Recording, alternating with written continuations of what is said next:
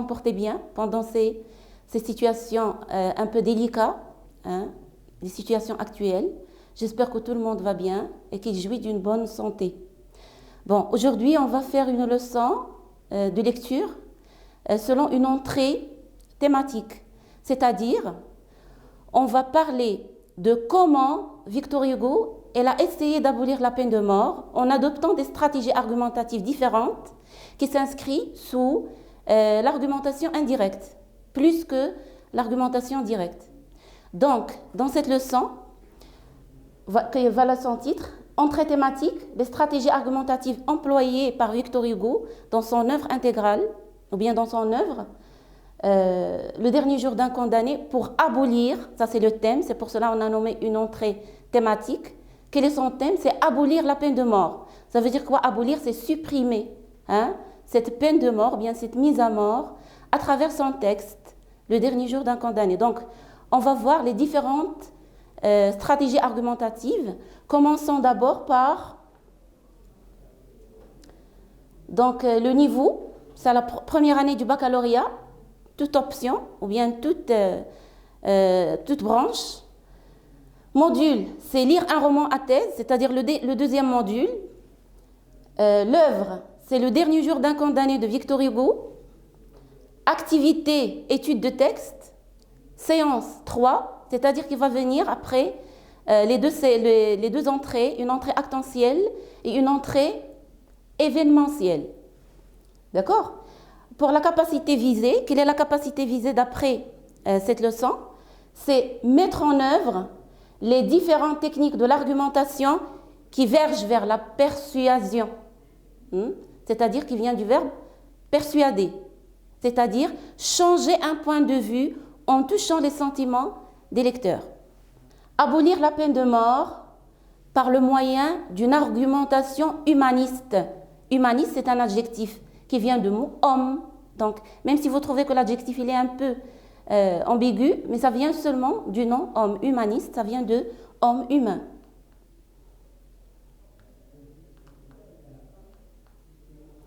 Donc, lisons ensemble ces fragments suivants. Les fragments, ce sont des extraits, des citations que j'ai prises du livre Le dernier jour d'un condamné afin d'éclaircir l'idée de cette argumentation humaniste.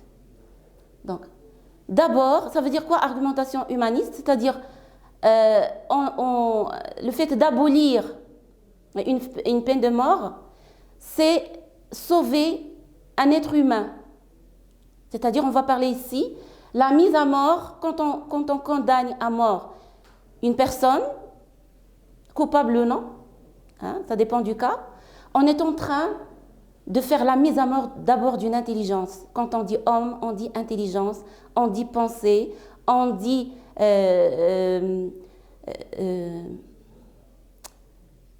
ce qui est culturel, d'accord, qui le distingue des autres êtres et des autres créatures.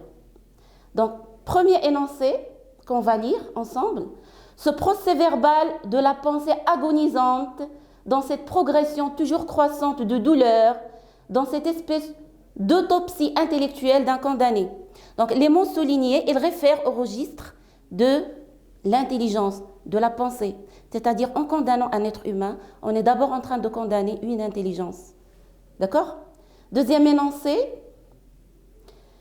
cette idée poignante que dans l'homme qu'il retranche, il y a une intelligence. D'accord? Là, c'est très clair. Donc, on parle de l'homme par référence à l'argumentation humaniste. C'est pour cela que je l'ai écrit en rouge.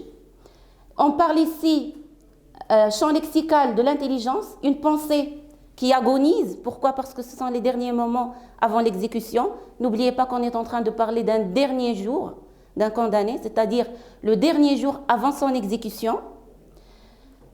Autopsie intellectuelle, regardez, d'un condamné aussi, c'est la mise à mort d'un être intellectuel, par référence à ses idées, à ses projets, à ses pensées, à ses idéologies, etc. Donc, ici, on va passer de la mise à mort d'une intelligence d'un être humain vers la mise à mort d'une âme, D'abord, c'est une âme, c'est-à-dire quand on parle de âme, on parle de ce qui est spirituel, on parle de ce qui est sacré, en quelque sorte. Donc, premier énoncé, une intelligence qui avait compté sur la vie, une âme ne s'est point disposée pour la mort. Donc là, Victor Hugo, il est en train de susciter l'adhésion ou bien de persuader son lecteur ou bien son interlocuteur à travers des mots choisis qui cherchent à le persuader. Ça veut dire quoi le persuader? On a déjà dit, on a expliqué, et on va le redire. C'est toucher sa sensibilité. D'accord? Donc on passe à l'énoncé, la mise à mort d'un homme. Donc c'est un troisième titre, la mise à mort d'une intelligence, d'une âme, d'un homme. Je me sentais, là c'est le jeu du narrateur qui est un condamné à mort, narrateur personnage principal. Donc, je me sentais emporté avec stupeur comme un homme tombé en léthargie qui ne peut ni remuer, ni crier et qui entend qu'on l'enterre. Là, c'est elle, c'est un complément COD, complément d'objet direct, qui remplace le mot homme. C'est pour cela que je l'ai fait de la même couleur.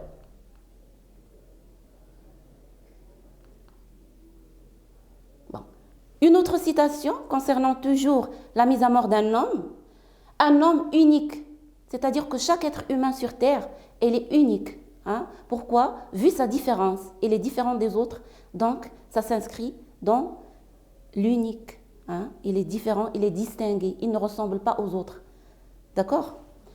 Comme toi, dans le peuple, il se compare ici à un roi. Pourquoi? Parce que comme ce que vous avez vu dans la séance précédente, de l'entrée actentielle, lorsqu'on a vu le condamné dans la première séance, on parle d'un condamné qui se valorise, qui se met en valeur. Pourquoi? Parce qu'il est distingué, parce qu'il n'est pas comme les hommes ordinaires. Donc ici, un homme uni comme toi dans le peuple, avec cette différence qu'il est aussi haut que tu es bas. Sa vie entière, minute par minute, n'est que gloire, grandeur, délice et enivrement. Donc là, c'est quand on termine une vie, c'est-à-dire on est en train de terminer une gloire, une grandeur, des délices. Hein. Là, on parle du côté psychologique, d'accord? Juste avant, on a parlé du côté moral, du côté intellectuel, d'accord? Du côté savoir, du côté connaissance. Là, on est en train de parler avec les délices et l'enivrement du côté plus psychologique, plus sentimental, d'accord? De la personne. Donc, quand on met fin à une personne, on est en train de mettre fin à ces éléments qui sont écrits en rouge. Donc, voilà, c'est une petite synthèse, d'accord, qu'on va faire suite à cette argumentation humaniste. Ces citations, c'est-à-dire ce qu'on est en train d'expliquer tout à l'heure, ces citations mettent en relief le côté humain et intellectuel de jeunes condamnés à mort. Un être humain plein de vie, de projets, d'idées qui le distingue des hommes ordinaires. Une des stratégies persuasives afin d'abolir la peine capitale. Ça veut dire que Victor Hugo, c'est-à-dire l'auteur qui se distingue du narrateur qui est un condamné à mort, qu'est-ce qu'il cherche à travers ces techniques argumentatives? Il cherche à persuader, c'est-à-dire à travers cette narration qui représente une argumentation indirecte, il est en train de faire glisser des messages implicitement au lecteur que mettre fin à un être humain, vous mettez aussi fin à son intelligence et à son humanité dans ses différents côtés.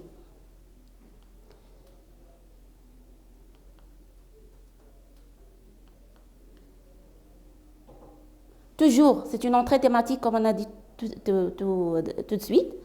On parle de l'abolition de la peine de mort, c'est la thématique autour duquel rôdent toutes les idées du dernier jour d'un condamné, l'œuvre intégrale. Donc, mais là, c'est avec une autre stratégie, une autre technique en utilisant d'autres techniques de l'argumentation. Donc, dans l'argumentation humaniste, on a vu que la guillotine, ou bien la mise à mort, la peine de mort, la condamnation à mort, c'est une condamnation qui ne condamne pas seulement un condamné, mais c'est la condamnation d'un être humain, d'un être intellectuel et d'une psychologie aussi. D'accord? Et là aussi, c'est persuasif. Pourquoi dit psychologique en fin de mon explication? Pour le lier comme une transition, pour le lier à l'argumentation persuasive, le recours au pathétique. D'accord? Parce que la majorité des textes que Victor Hugo a écrits dans son récit, ils ont une tonalité pathétique. Pathétique, ça veut dire quoi? C'est-à-dire, ça vient de pathos, c'est la pitié. C'est susciter chez le lecteur la compassion, la pitié pour qu'il puisse changer son point de vue et abolir la peine de mort. D'accord?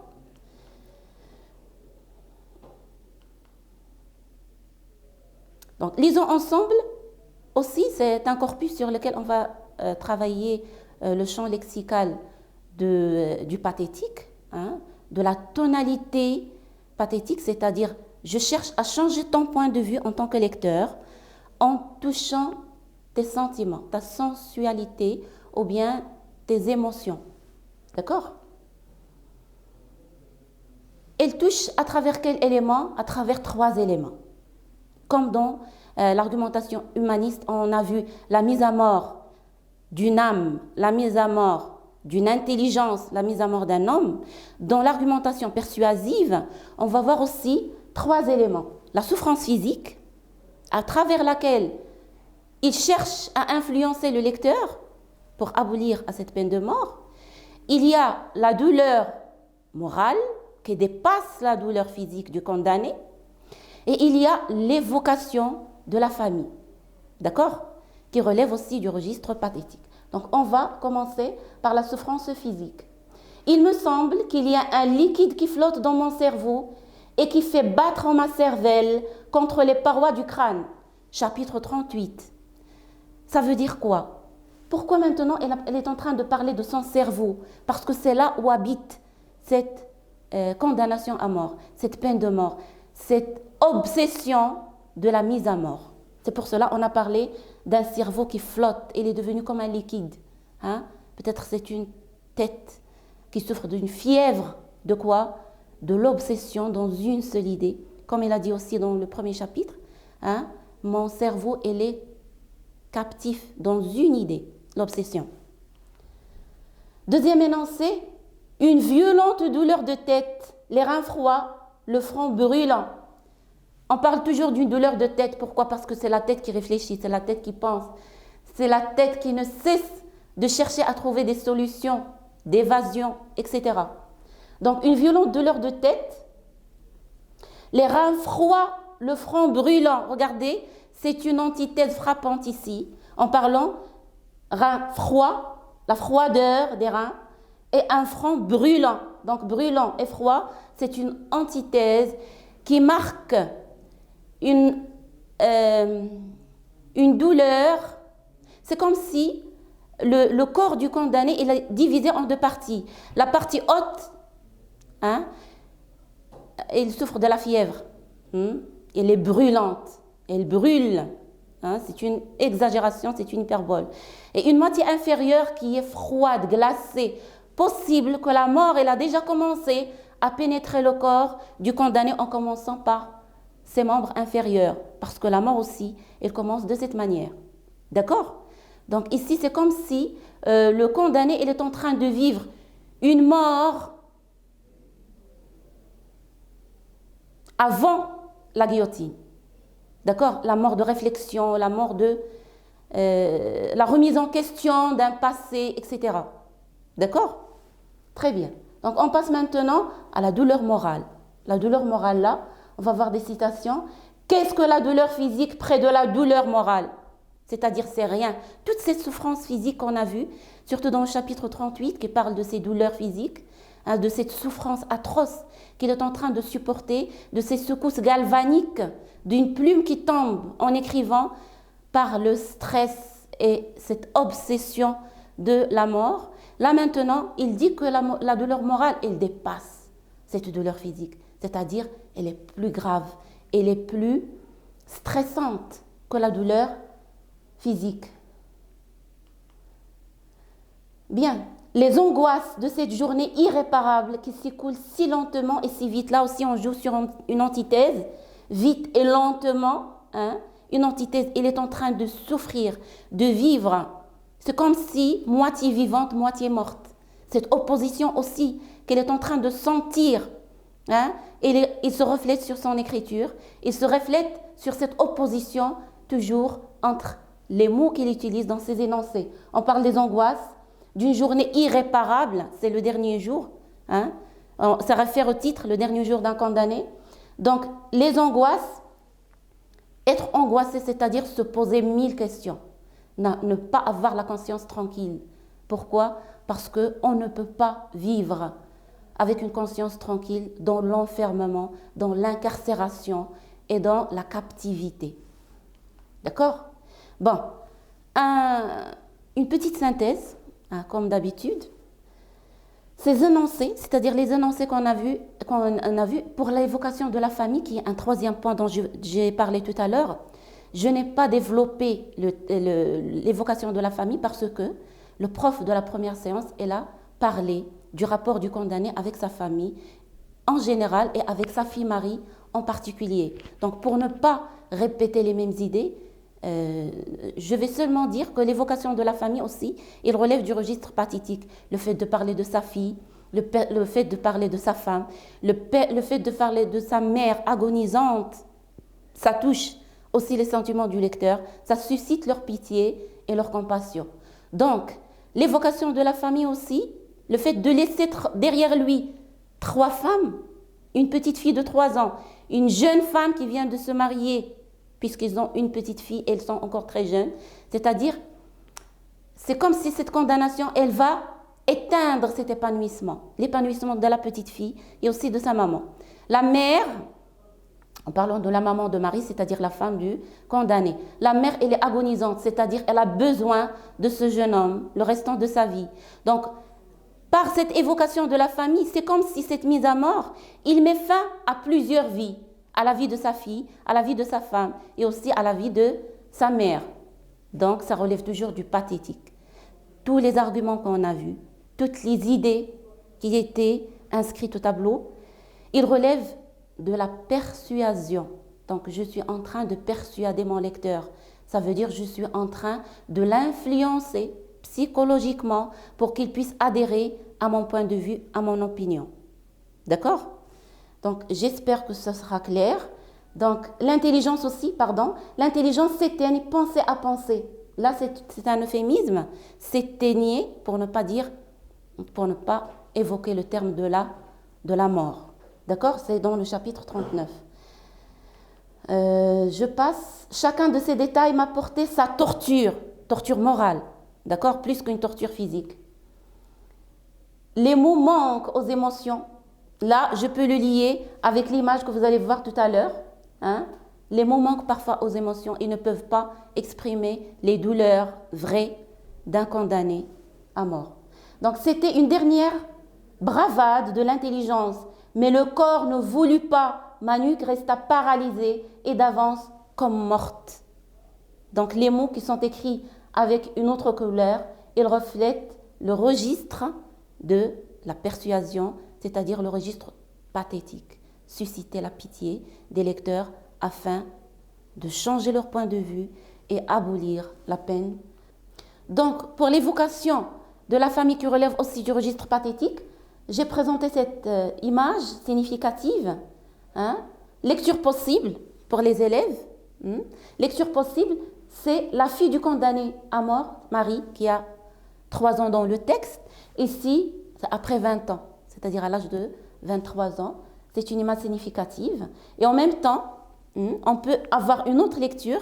C'est lorsque la France elle a aboli la peine de mort en 1981.